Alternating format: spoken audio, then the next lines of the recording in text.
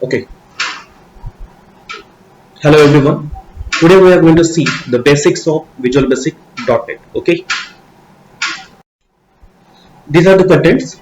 We'll say the data types, summary, variables and assignments. String concatenation we will see.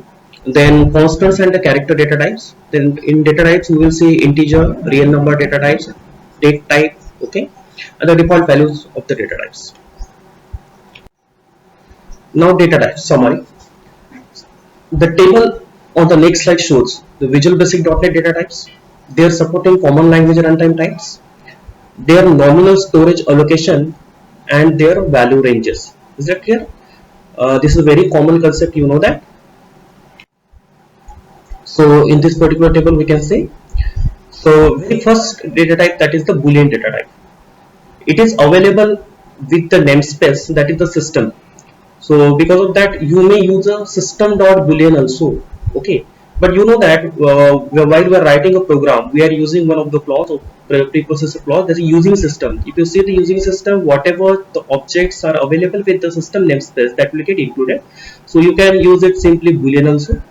Nominal storage allocation, it requires the 2-byte data. Okay, it needs the 2-byte data. Value range is only to true or false. Remember here that true and false are the keywords. Okay, that are the keywords. So because of that it needs the 2-byte. It is some kind of the, you can say, enumeration kind of the data we may imagine with the C and C++. So in C and C++ you know that there is no true and false. There 0 means the false and 1 means the true, that we consider there. But here the variable keywords are available, that is a true or false.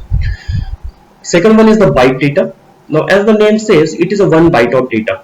Okay, it ranges from 0 to 255. You know that 1 byte means 8 bits, and 8 bits can store the maximum size number, that is a 255, and minimum obviously 0.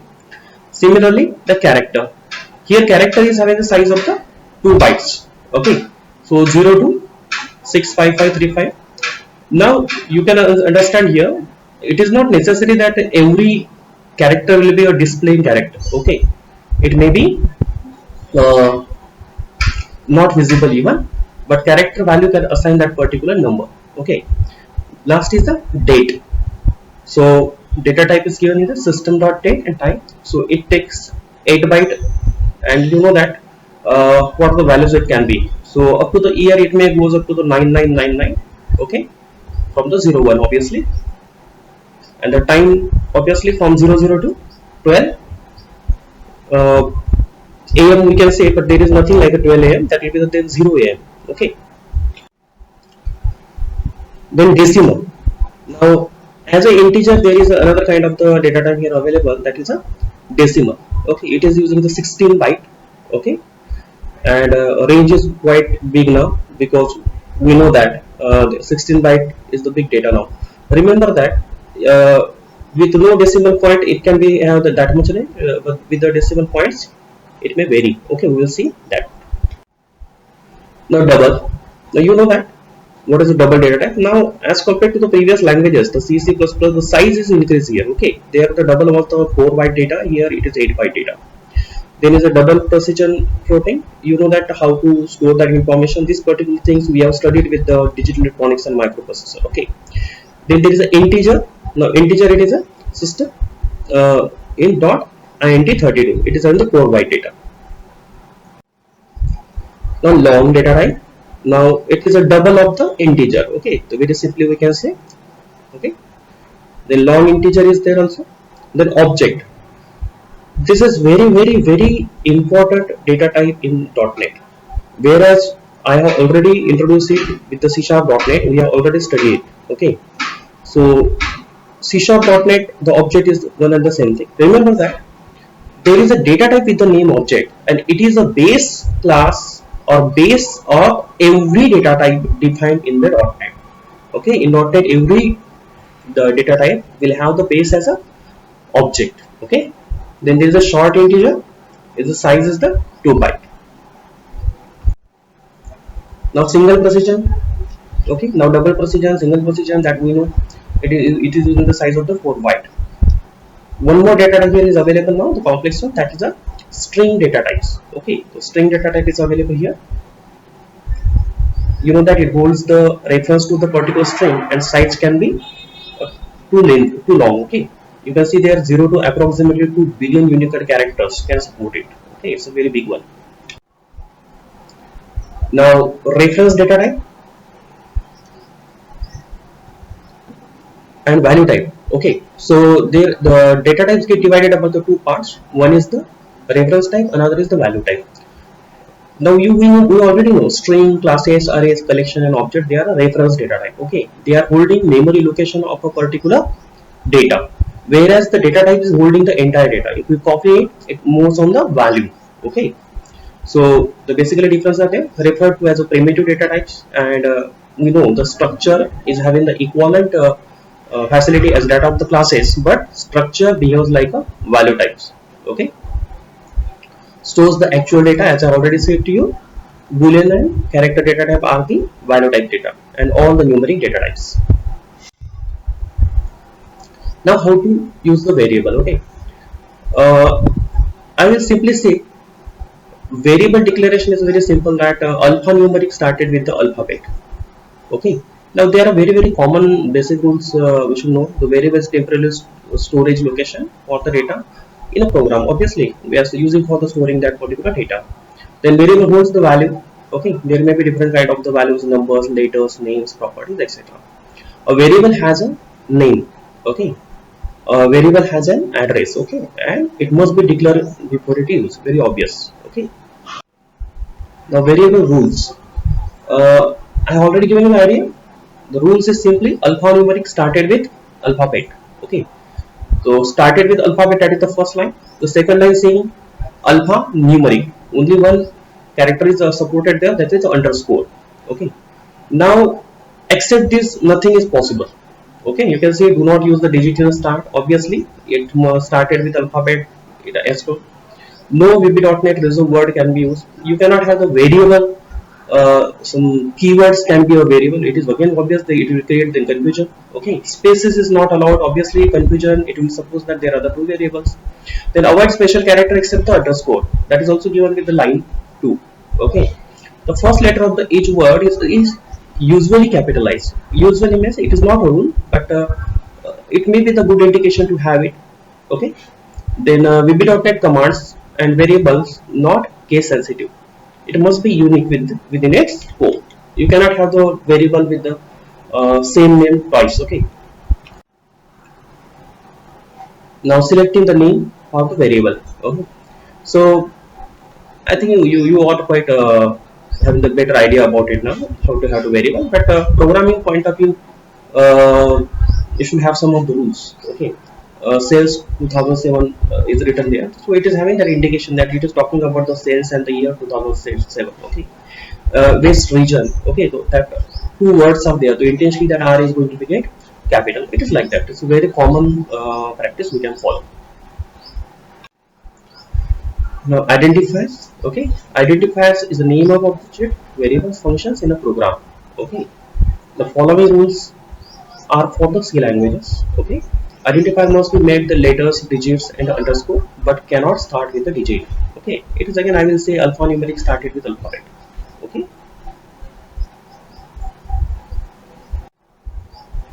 now variable declaration. So you just see this line, it is quite enough.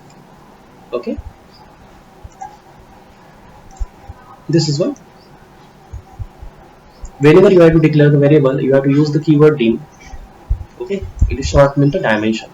It is the variable name and as the type. Okay, then purposes. I think it is also known to you. It is storing for the value and data. Okay, variable declaration. First three characters identify the data types. Okay, so boolean, byte, char, date, double, decimal, integer, long, single, short and string. Okay, so prefix we will like to follow it. For boolean we will use the BLN. Okay, so it will have the indication that BLN member, we can get the idea the data type is the boolean. Okay, byte 0 we can understand it is a byte, so it is a very simple common sense idea we can have it is. Okay, you can follow this kind of the practice to declare the variables. Now this is a real example. You just start the .NET and use it. Okay, now it will generate an error in first line. Why? Because we have not used the dim statement. It is not declared. Very obvious that. And second line shows how to declare that particular variable. Whereas third and fourth lines is also fine. It is declaring, and later on it is assigning the value. Whereas in second line we are directly declaring a variable and assigning value also. Now this is a program. We know that how to work on it. It's simply just open your Visual Basic .NET editor. By default there will be the main, okay, and you just have to write this much code.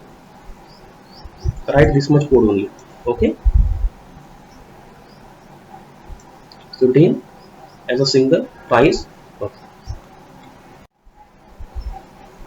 Then variables, again we can see, now here we can see all type of the data types, okay. Now first we have declare the character one, and okay, the char you are doing in a double quotation, that must be a single value, a single character. Then short, directly value, and double, if it is a double, so it can accept the fractional part, so the fraction is there also. Okay, now you write a program that declares one integer variable called num. Give this variable the value 1000, and then using one write line statement display the value on the screen like this. Okay, now this is the assignment for you. Okay. Now here also we can see the string operations. Okay, so we have declared the string.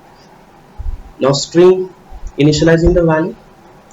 Now it is start of first, mid means string, it is taking a sub part out of it. Okay, the start last. Okay, so we can get these particular values and display it. Very simple way. I already told you that these statements are exactly identical as we have seen with C#.NET. Okay, now it is a concatenation of the string. If you want to concatenate, simply use a plus sign and address all. Okay, ampersand. Fine. Now assignment statement. Now it is again a very simple idea. Left side there must be the variable, right side there can be the value or the expression which should generate the value. Okay. Okay. So this is how we are using assignment statements. Simple. Declaring a variables. This is assignment. This is one more kind of assignment. Okay.